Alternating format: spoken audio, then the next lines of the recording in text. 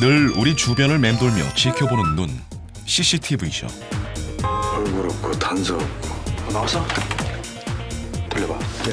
75 건강 베이스 건강 바지 입은 물 먹는 한 찾아! 천장 앞을 지나갔습니다. 횡단보도로 건너갑니다. CCTV가 하는 일은 사람들의 이모저모, 다양한 일상의 모습들을 관찰하는 것은 물론 여러 범죄에 얽힌 진실들을 지켜보며 범인 검거에 중요한 열쇠가 되기도 합니다. 제3의 시선 CCTV, 빅데이터를 통해 분석해봤습니다.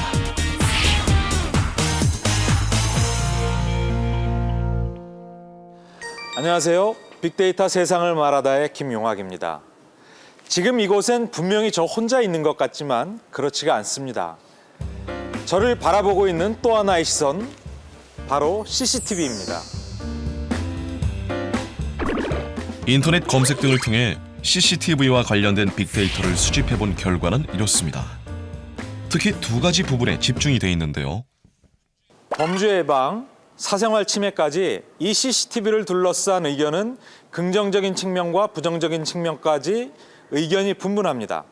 보안업계가 추산한 국내 CCTV 설치 대수는 약 450만 대. 그렇다면 이 CCTV는 우리와 얼마나 밀접한 관계가 있을까요? 저는 오늘 이곳 동두천시에 있는 생현동이라는 곳을 찾아가기 위해 지금 막 지하철역을 나섰습니다. 김용학 씨가 찾는 목적지까지는 도보로 약 19분 거리. 그렇다면 김용학 씨가 이동하는 이 경로에는 얼마나 많은 CCTV가 있을까요? 제작진은 그의 뒤를 쫓아봤는데요. 실제로 김용학 씨가 걷는 거리 곳곳에는 그의 행로를 관찰하며 지켜보는 제3의 시선들이 있었습니다. 아, CCTV가 저기 있네. 조용한 관찰자의 모습입니다. 제가 찾은 곳은 바로 여기 CCTV 통합관제센터. 지난 2013년 개소되었다고 합니다. 들어가 보겠습니다.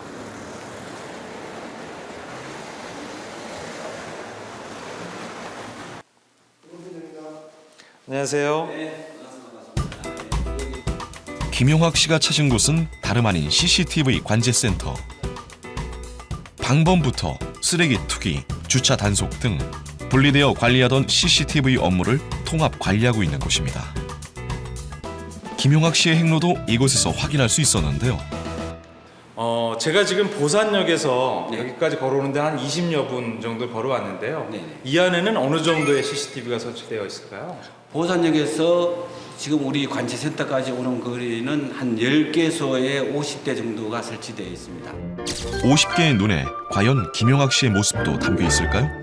그럼 제가 걸어온 길을 이 CCTV를 통해서 확인할 수가 있을까요? 네, 확인할 수 있는데 화면이고요. 맞습니다. 제가 저 길로 걸어왔습니다. 왼쪽으로 쭉 오면 이어지는 동선으로 쭉쭉. 네. 이렇게 보면 어떤 동선이라는 것이 일목요연하게 확인할 수가 있겠군요. 네네. 네. 조금 전 김용학 씨의 이동 경로를 확인해 봤는데요. 그가 이동을 시작하자 주변 CCTV 카메라들이 일제히 따라가며 추적하고 있었습니다. 이처럼 실제로 수도권 지역 한 사람당 하루의 CCTV 노출 횟수 83회. 마치 영화 속에서 보던 한 장면과도 같은데요. 그렇다면 여기서는 어떠한 일을 하고 있을까요? 위험 및 취약 지역에 설치된 CCTV를 실시간 영상을 통해 24시간 관제하며 범죄 등의 위급 상황 발생 시 빠른 초동 조치로 시민의 안전과 재산을 보호하고 있습니다. 이곳에서는 한 명의 직원이 약 250개의 CCTV 화면을 모니터링한다고 합니다. CCTV 설치가 대폭 확산되면서 전국적으로 각 지역마다 CCTV 관제센터도 개소되는 상황. 우리나라는 1971년 서울 주요 교차로 12곳에 설치한 CCTV가 그 시작이었습니다. 이때부터 본격적인 CCTV 시대가 열린 건데요. 빅데이터와 CCTV의 만남. 수원시의 경우 제일 안전한 도시를 만드는 데 앞장서고 있습니다. 바로 빅데이터 분석을 통한 CCTV 사각지대 분석과 설치 사업이 그것인데요.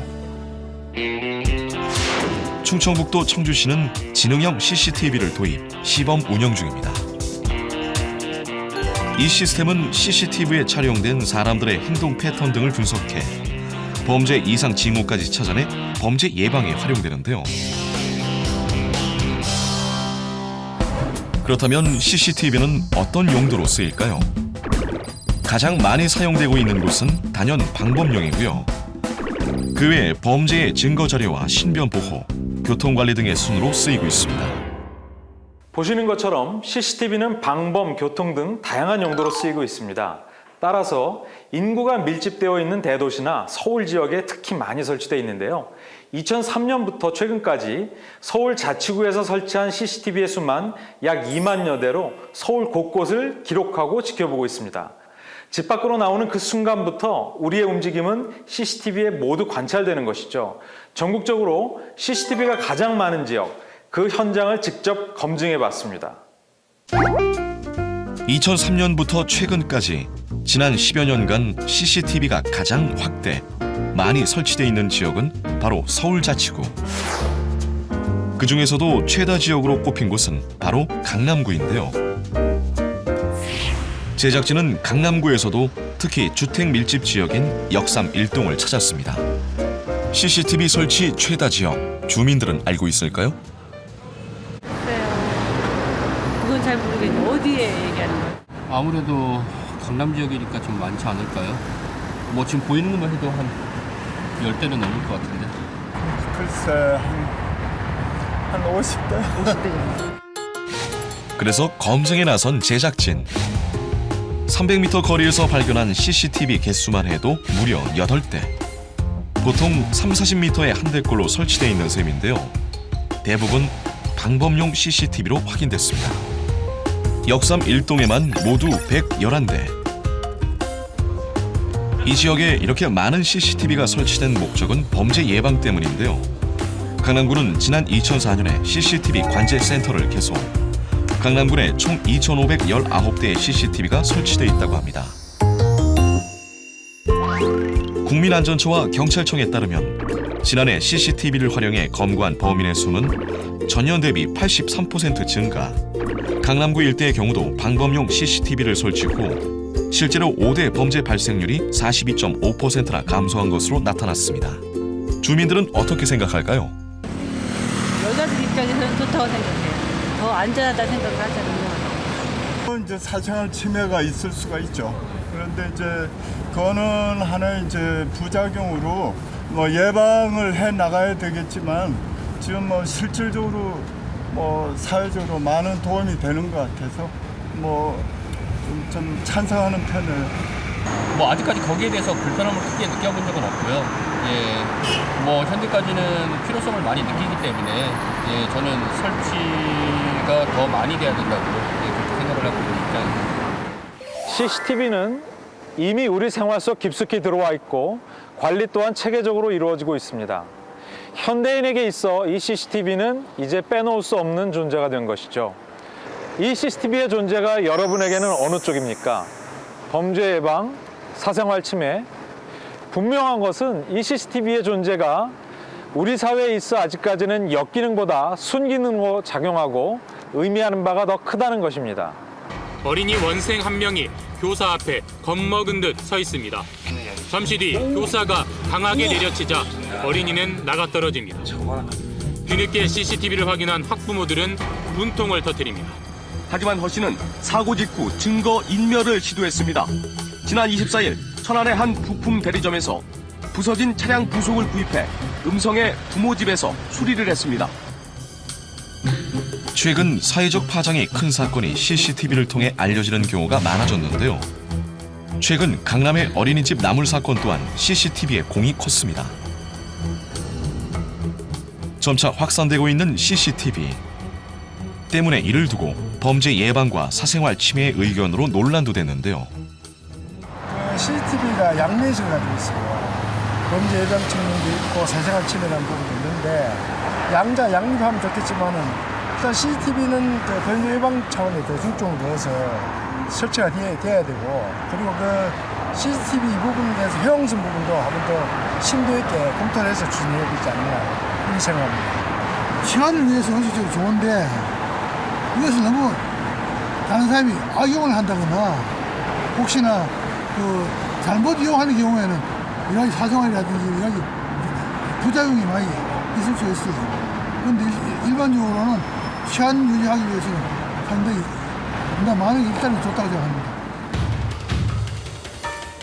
동두천에 있는 CCTV 관제센터. 이곳의 CCTV들은 범죄 예방의 순기능으로서 큰 역할을 수행하고 있습니다.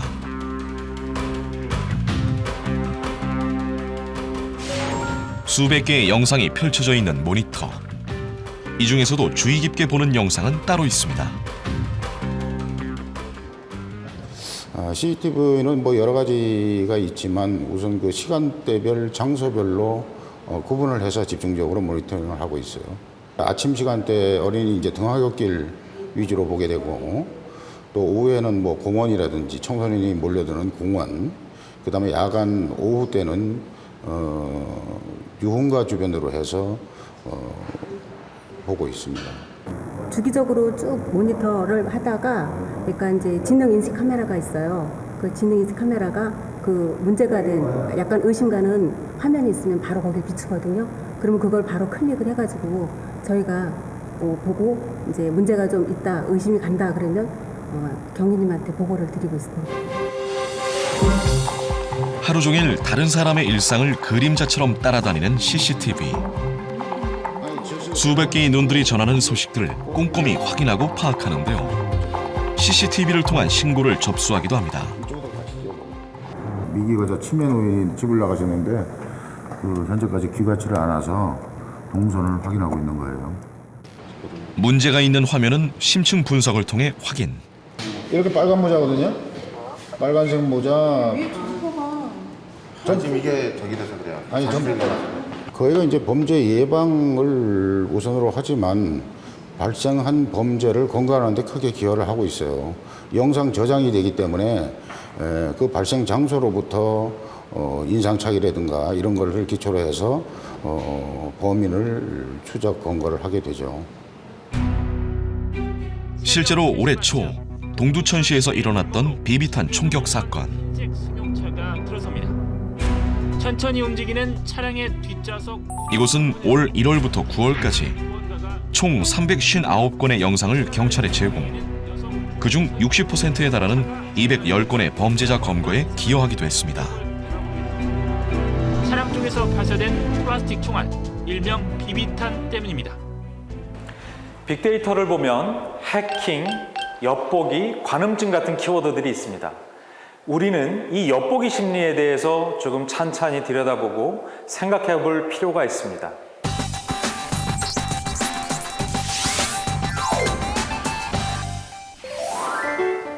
몰래 보고 싶은 엿보기 심리. 이것에 대한 빅데이터는 이렇습니다. 첫 번째 분석은 바로 어플리케이션. 스마트폰에서 어플 하나만 받으면 지금 이 자리에서도 전 세계 각지의 현 상황을 목격할 수가 있는데요. 지금 제 손에도 그 어플이 있습니다.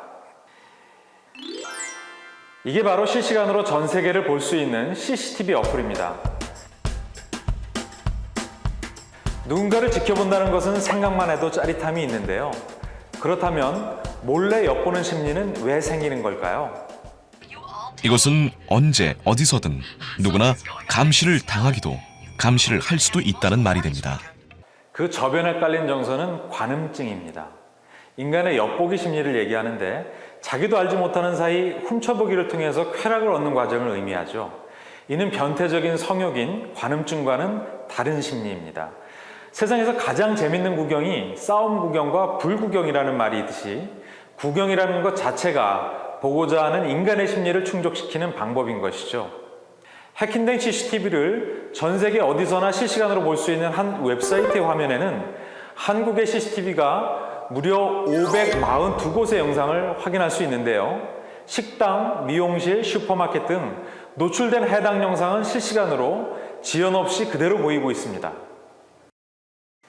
내가 전 세계의 어느 곳을 볼 수 있듯이 다른 나라에서도 나의 존재를 볼 수 있습니다.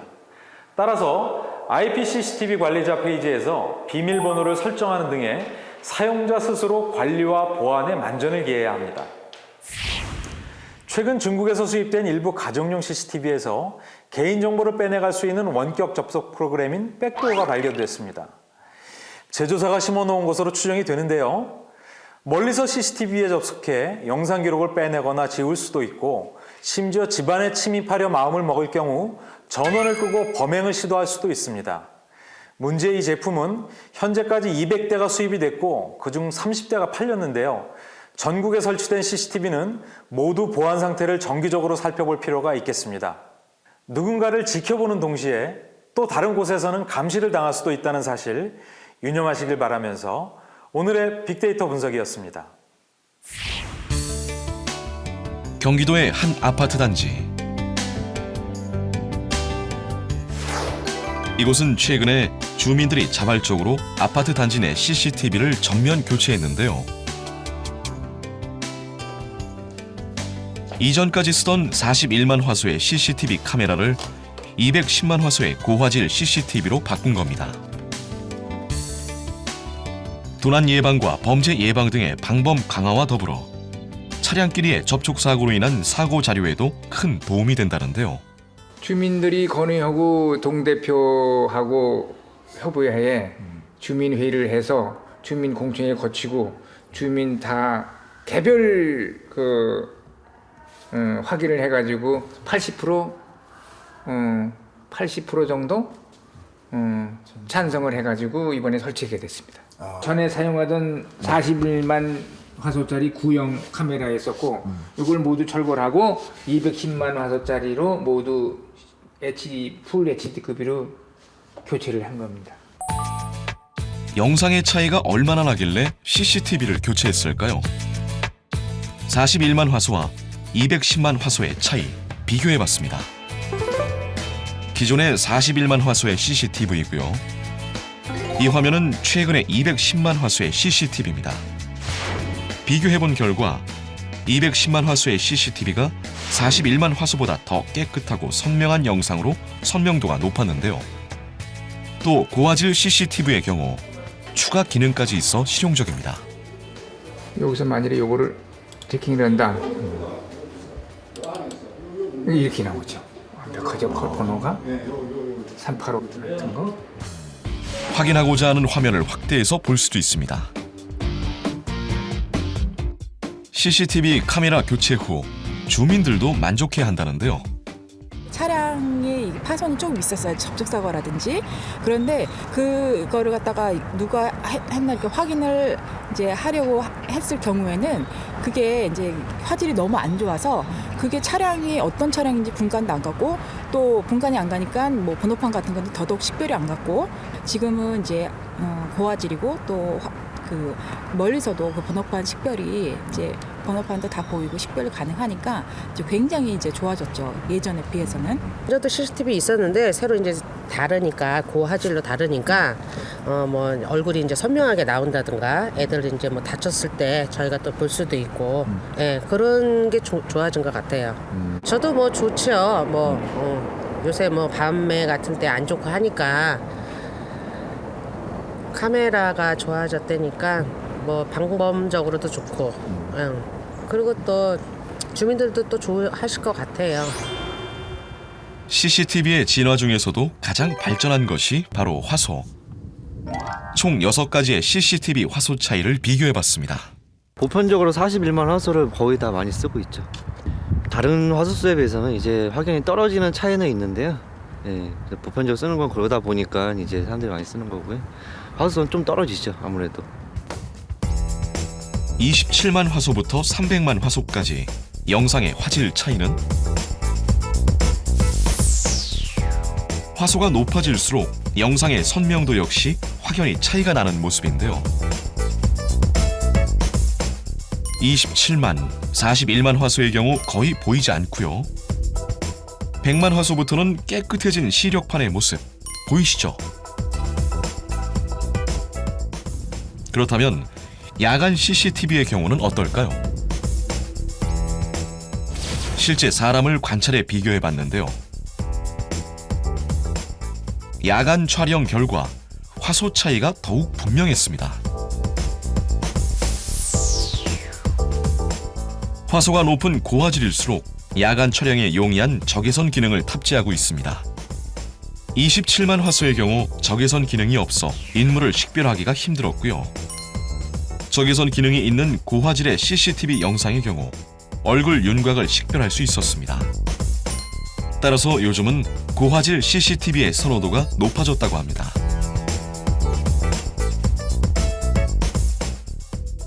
어린이집이나 이제 그런 게 CCTV 의무화가 되다 보니까 이제 서로 오가면서 이제 그런 거를 이제 소통을 하다 보니까 이제 상당 건수가 뭐 하루에도 10건 정도 문의 전화는 10건 이상 문의 전화가 오고 이제 41만 고객님들이 이제 점점 이제 HD급으로 이제 뭐 120만 원에서 200만 원, 300만 원으로 이렇게 점점 올라가는 추세에 있습니다, 지금. 최근에는 신변 보호를 요청하면 CCTV를 설치해주는 시스템도 도입됐는데요. 서울과 경기도에서 시범 운영 중입니다. 신고자는 스마트폰으로 집 주변의 상황을 늘 볼 수 있으며 신변 위험에 노출될 시엔 벨을 눌러 상황실로 접수, 범죄를 미연에 방지할 수 있는 시스템입니다. 경찰관들의 눈이 되어준다는 신변 보호용 CCTV. 최근 보복 범죄가 꾸준히 증가하고 있는데 이에 따라 경찰의 신변 보호 수요도 증가하고 있습니다. 하지만 신변 경호나 순찰 강화 등 경찰 인력 중심의 신변 보호 활동으로는 한계가 있는 것이 사실입니다. 따라서 우리 경찰청은 이러한 보복 범죄로부터 피해자들을 보다 안전하고 효율적으로 보호할 수 있는 새로운 신변 보호 방안을 강구한 끝에 CCTV를 활용한 신변 보호 시스템을 마련하게 된 것입니다. 신변보호심사위원회에서 CCTV 설치가 결정이 되면 관할 경찰서와 연결된 CCTV를 피해자 주거지 현관이나 그 내부에 설치하게 됩니다. 평상시에는 피해자가 주거지 내 모니터나 스마트폰을 통해서 실시간으로 CCTV 화면을 확인할 수 있고, 특히 요즘에는 조작이 가능한 CCTV도 있어 화제인데요. 사무실 밖에서 CCTV를 조작하면 사무실 안의 상황이 고스란히 비춰집니다. 마이크와 스피커가 탑재된 최첨단 CCTV인 셈이죠. 회의를 해야 되는데 회의 준비는 어느 정도 준비 잘 되고 있어요? 네, 회의 준비 다 됐습니다. 내일 서초동으로 한 9시까지 오시면 될 것 같아요. 그러니까 잦은 출장 때문에 저희가 모이기가 되게 힘들거든요. 근데 공간이나 시간 제약 없이 이렇게 회의할 수 있어서 좋은 것 같아요. 이 CCTV는 상하 좌우로 자유롭게 조작이 가능하며 외부에서도 사용할 수 있어 활용도가 높다고 합니다. 하루가 다르게 발전하는 첨단 디지털 시대. 인공지능형에서 동작 포착형까지 CCTV 역시 나날이 진화하고 있습니다. 가만히 한 방향만 비추던 폐쇄형에서 CCTV끼리 정보를 공유하고 스스로 움직이는 등 지능형으로 발전하고 있는 건데요. 영화에서나 나올 법한 CCTV 분석 시스템도 머지않은 미래인 듯합니다. CCTV가 범인을 자동 추적할 수 있게 되고 경찰은 CCTV 안내에 따라 쉽게 검거할 수 있는 그런 미래가 오지 않을까요? 현대인의 생활 속 깊숙이 들어온 CCTV. 여러분에게 있어 CCTV의 존재는 어느 쪽인가요? CCTV는 날이 갈수록 새로운 형태로 진화하고 있는데요. 앞으로도 그 역할과 활약에 많은 기대를 해봅니다.